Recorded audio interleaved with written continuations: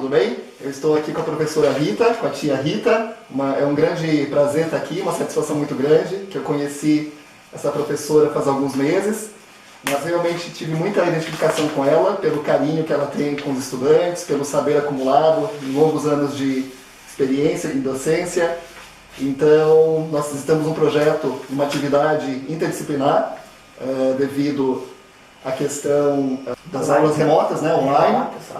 Então agora nós vamos tratar uma matéria, um conteúdo relacionado ao 7º ano, que tem a ver com esses encontros e essas diferenças culturais de diferentes sociedades que ocorreram na passagem da Idade Média para a Idade Moderna. Então o professor vai falar um pouquinho do contexto histórico e a tia Rita vai falar da questão mitológica, religiosa, que envolve mais a questão espiritual. Então, para situar vocês, né, no contexto histórico, nós estamos falando do período em que a Europa, especialmente, ela saiu em busca de novas terras, de novos locais para conseguir, especialmente, matérias-primas, né? Afinal, o comércio estava muito desenvolvido naquela altura e eles queriam produtos de outros lugares do mundo. A ideia inicial era uma rota até a Índia, onde eles pegariam especialmente especiarias. Especiarias eram usados como temperos, até hoje é usado como tempero, mas também era usado como remédio. E por que era usado como remédio? Porque naquela época, devido à falta de higiene, ou uma apreensão diferente da higiene, tinha muitas pestes, como a peste negra, que vocês já sabem, né? Que foi a primeira grande pandemia do mundo.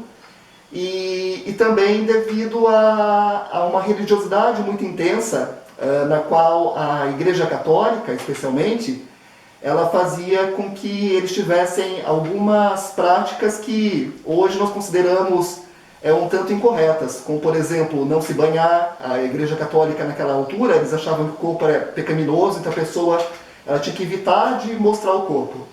E eles achavam também que a água era grande transmissora de doenças. E no caso da peste negra, por exemplo, não era a água, mas era o sangue, né? Era uma bactéria que estava dentro de uma pulga, e a pulga picava a pessoa, picava a outra, né? Picava o animal e transmitia a peste negra. Então, na verdade, muitas doenças não eram da água, mas sim do sangue e também do ar, né? Como é hoje o Covid também, que nós pegamos pelo ar, né? Não pela água. Ainda sobre o banho, é necessário dizer que não podemos generalizar e dizer que todos os europeus da Idade Média não tomavam banho. Existiam, sim, banhos públicos, coletivos. Em alguns palácios também havia casas de banho. Tanto é que até hoje em Portugal não se fala banheiro como no Brasil, mas casa de banho, um local onde se toma banho. Mas elas não eram comuns nas casas da maioria da população. As pessoas não nobres, os servos, os agricultores. Portanto, o banho não fazia parte da prática cotidiana, era um evento especial. Eu achei um artigo interessante de uma arqueóloga portuguesa, que ela estuda ruínas de banhos medievais em Portugal, e ela diz que muitas vezes o banho ele era para fins medicinais e, na maioria das vezes, também um ato de prazer, associado ao prazer, e por isso condenado pela Igreja Católica. Todavia, locais com influência árabe, moura, eles eram mais comuns, pois a água, para os árabes, para os islâmicos especialmente, ela era relacionada à purificação. Então, para fazer as orações, era necessário se lavar. E até hoje, por exemplo, quem visita os países árabes sabe que junto ao local de oração há um espaço para lavar os pés e as mãos, né? Pois é muito importante essa questão da limpeza antes da oração. E é interessante que ela destaca, especialmente nos anos 500, né? 1500, que é justamente esse auge das navegações, que a água realmente ela foi mais abominada e a higiene ela era usar roupas brancas, como se fosse uma segunda pele. Então estar com a gola e o colarinho limpo era sinal de higiene. E era bom, era necessário afastar-se da água, pois esta era vista como perigosa, transmissora de males e moléstias.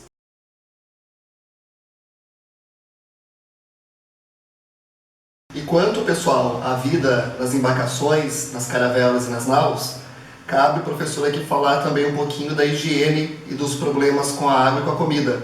Eles tinham o problema de que a água ela apodrecia facilmente, né? Eles não sabiam como colocar aditivos ou então armazenar melhor a água para que ela não tivesse problemas com a proliferação de vermes, bactérias e outras moléculas que prejudicassem a qualidade dela. Muitas vezes bebia-se mais vinho, por isso que Portugal produz bom vinho até hoje. E até hoje também Portugal é o país que mais consome vinho no mundo por pessoa. Então o português, se não me engano, ele bebe quase 70 litros de vinho por ano, enquanto que o brasileiro bebe menos de 10. A água apodrecia ou faltava muito água na época das navegações, nos navios. Eles preferiam beber o vinho, pelo menos o vinho demorava mais tempo para estragar. E quando o vinho estraga, na verdade ele vira vinagre, né? Fala até assim, o vinho avinagrou. É ruim de beber, mas pelo menos, né, não é podre como uma água totalmente contaminada. Uma doença muito comum lá nas viagens era a disenteria, ou seja, a caganeira, né, quando o intestino solta muito devido à água. Muitas pessoas morriam por causa disso, e também o escorbuto. Escorbuto, o professor vai colocar até um videozinho aqui que ilustra um pouquinho o que era. Mas é interessante que tem a ver até com ciências, com biologia, pois é a falta da vitamina C que provocava o escorbuto. Então, quais são os sintomas? O escorbuto ele causa erupções cutâneas hemorrágicas, então são algumas feridas na pele com um sangramento acentuado. Aparece principalmente na região do rosto, tem sangramento também na região das gengivas e também náuseas, né? Enjoos, fraquezas e náuseas. Qual que foi uma das grandes problemáticas dessa doença na época das grandes navegações? Lembra que um dos sintomas é o sangramento da gengiva?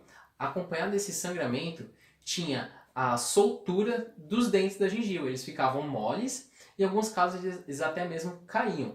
E naquela época, além deles terem que lidar com a fraqueza e a náusea, eles acabavam tendo uma dificuldade muito grande para se alimentar. Por quê? As alimentações que tinham nas embarcações eram principalmente carne seca e alimentos um pouco mais duros, porque eles acabavam durando mais tempo dentro das embarcações. Então, muitos acabavam morrendo até mesmo de inanição por essa dificuldade muito grande de se alimentar. Mas e aí, a gente tem essa doença, como é que era feito o tratamento do escorbuto? Bom, depois da descoberta, a gente verificou que o tratamento do escorbuto é ingerir a vitamina C. Então, se a gente tem a ingestão da vitamina C, o recomendado é por volta de 30 a 60 miligramas diário, a gente consegue combater essa doença. Mas outra função muito importante, além de proteger as suas células, te prevenir do câncer, a outra função principal da vitamina C é prevenir uma doença chamada escorbuto. E no mar, como eles ficavam muito tempo nas viagens, né, nas grandes navegações, eles não levavam frutas. E aí, quando eles chegavam, eles já chegavam doentes com o escorbuto. E o escorbuto não é uma doença que só prejudica os dentes, não. É uma doença que pode te levar à morte, porque além de enfraquecer os ossos, ela também rompe as artérias. Então você vai começar a ter hemorragia interna. Então o ideal é consumir a vitamina C de forma natural. E isso não é muito difícil de conseguir. A vitamina C é muito fácil de ser encontrada em praticamente todas as frutas, principalmente as frutas cítricas. Então consuma a vitamina C para prevenir o escorbuto. Aí era muito sacrificante mesmo sobreviver, né? E ficar são, ficar saudável nesse contexto. E também, pessoal, uma questão importante, né? Que hoje nós sabemos que é bom, é necessário, são os banhos.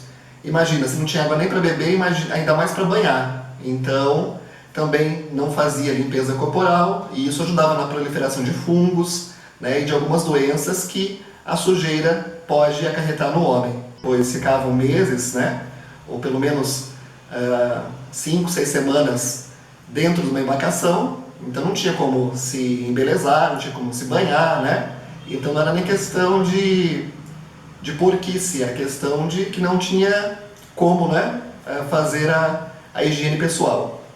E os conceitos de higiene daquela altura eram diferentes dos conceitos de higiene dessa época. E como eu falei, tem a questão de que a igreja também, ela tinha alguns preceitos morais que nós não poderíamos, por exemplo, ter contatos com algumas partes do nosso corpo. Nós não poderíamos ver o nosso corpo totalmente nu. A nudez era vista como pecado, como uma tentação. Era a luxúria, um dos pecados capitais. Quando eles chegaram, portanto, no Brasil, eles viram essas pessoas tão bonitas, famosas, como o próprio Pero Vaz de Caminha narra, na carta. Ele ficou muito impressionado com a limpeza e com a beleza deles. Logo no início ele começa a falar que eles são nus, que eles não escondem as suas vergonhas.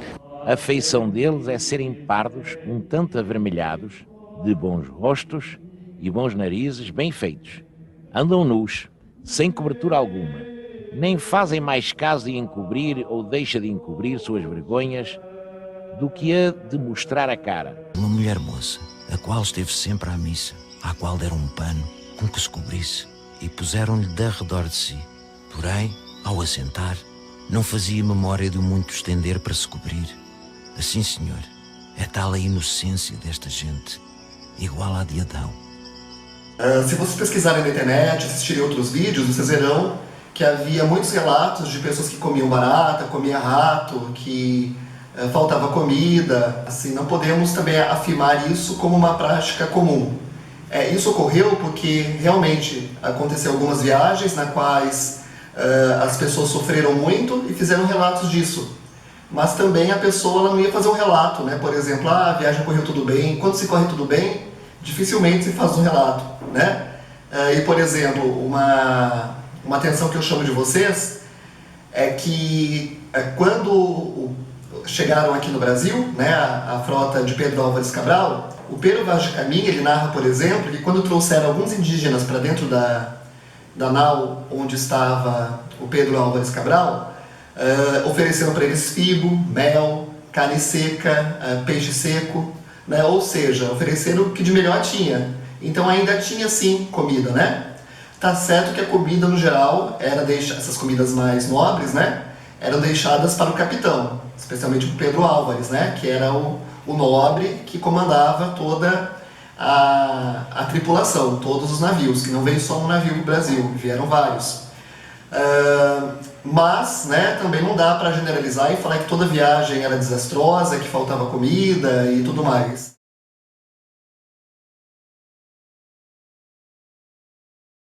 Ó musa do meu fado, ó minha mãe gentil, te deixo consternado no primeiro abril. Mas não ser tão ingrata, não esquece quem te amou e em tua densa mata se perdeu e se encontrou.